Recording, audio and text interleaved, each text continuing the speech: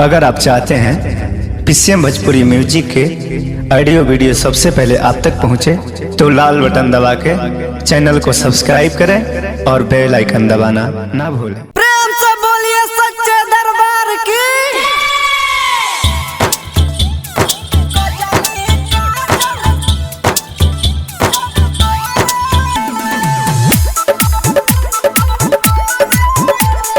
Mix by Pradeep प्रेमी।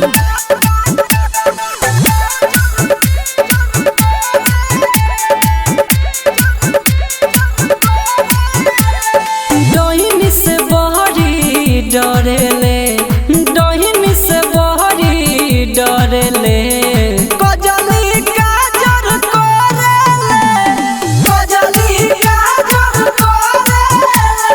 घर में कलशा धरेले, घरवा में कलशा धरेले, कजली काजर करेले, कजली काजर करेले।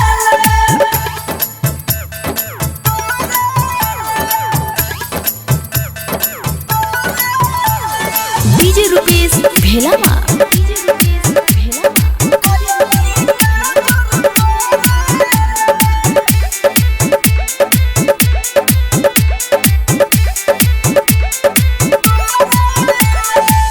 पियरी माटी के दियरी बनावे, फूल लोढ़े फूल डाली में, लाल फूल लाल चुनरी चढ़ावे, मंदिर में शेरावाली के।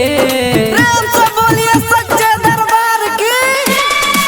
चुनर सुनर माथा पधा के मेला अकेला घूमेली, ओढ़ौल फूल के माला चढ़ा के माई के चरण चूमेली।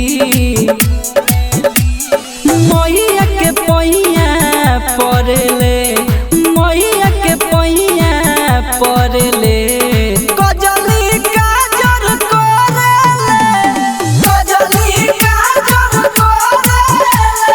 डोहिनी से बहरी डरेले, कजली काजर करेले, कजली काजर करेले।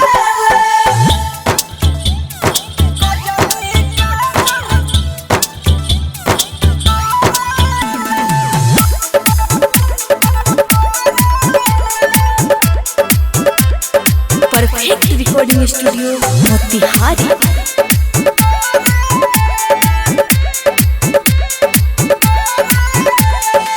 निधिया साथ झिझिया लेके गली में शाम के गावेले, डैनी के बेटा बजर पर जोर से गरियावेले। सूरज सीतम प्रदीप संगे माई के भजन गावेले, निमिया के डाली पर झुलुआ लगा के सातों बहिन के झुलावे।